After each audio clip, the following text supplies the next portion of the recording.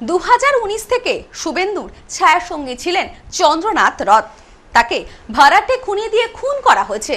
নেপথ্যে আসছে বড় নাম। ইলেকট্রিক বিল নিয়ে চিন্তিত? অদ্রিত সোলারের সাথে এখন বিদ্যুৎ বিল কমান আরো সহজে। আমরা দিচ্ছি বনগাঁতে সেরা মানের সোলার ইকুইপমেন্ট সহ অভিজ্ঞ টেকনিশিয়ান দিয়ে সম্পূর্ণ ইনস্টলেশন সুবিধা। বিস্তারিত জানতে আজই কল করুন। বুধবার রাতে মধ্যমগ্রামের রাস্তায় রক্ত ঝরেছে।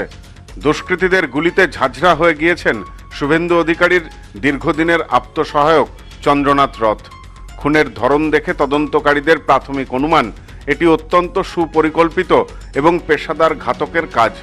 খবর পেয়ে রাতেই ঘটনাস্থলে যান রাজ্য পুলিশের ডিজিপি। শুভেন্দু অধিকারী, সুকান্ত মজুমদার সহ বিজেপির একাধিক বিধায়ক আসেন হাসপাতালে। অপরাধীদের শনাক্ত করতে বৃহস্পতিবার সকাল থেকেই ঘটনাস্থলে অভিযানে নেমেছে সিআইডির উচ্চপদস্থ আধিকারিকেরা।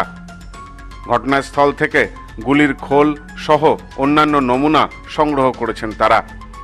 রাজ্য পুলিশের সাথে সমন্বয় রেখে একটি বিশেষ তদন্তকারী দল বা সিট গঠন করা হয়েছে। ঘটনার বিবরণ দিতে গিয়ে প্রত্যক্ষদর্শীরা জানিয়েছেন, বুধবার রাতে নিজের গাড়িতে করেই ফ্ল্যাটে ফিরছিলেন চন্দ্রনাথ বাবু। সে সময় আচমকায় তার গাড়ির সামনে অন্য একটি গাড়ি এসে তার রাস্তা আটকে দাঁড়ায়। গাড়িটি থামতেই মুহূর্তের মধ্যে বাইকে চড়ে হাজির হয় দুই দুষ্কৃতী।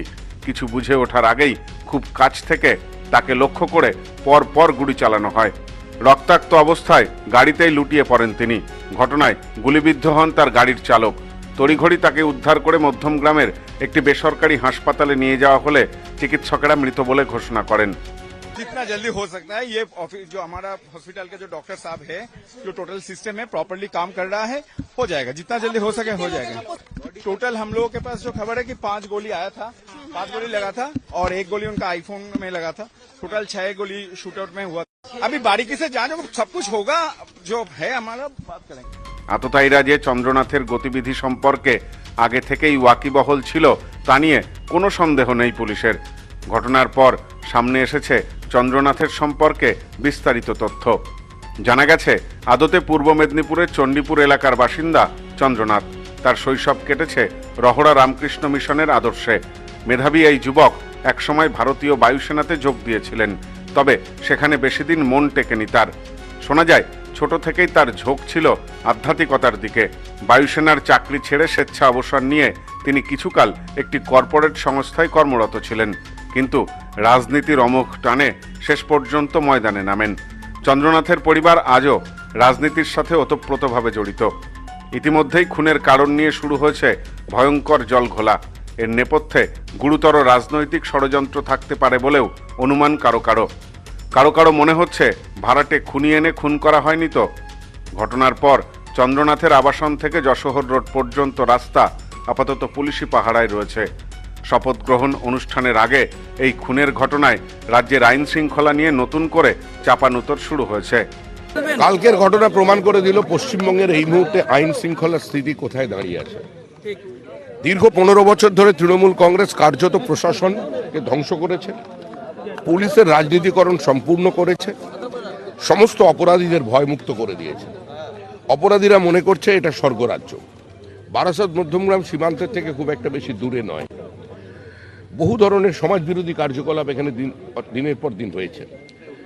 জাল আধার কার্ড তৈরি, জাল রেশন কার্ড তৈরি, জাল এপিক তৈরির কাজ এই বারাসাত এবং মধ্যমগ্রাম থেকে চলছে। ভারতবর্ষের যে প্রান্তেই যে অনুপ্রবেশকারী ধরা পড়েছে তাদের সবাইয়ের কাছ থেকেই জেরা করে এটা পাওয়া গেছে তারা কার্ড সংগ্রহ করতে এই অঞ্চলটা থেকে।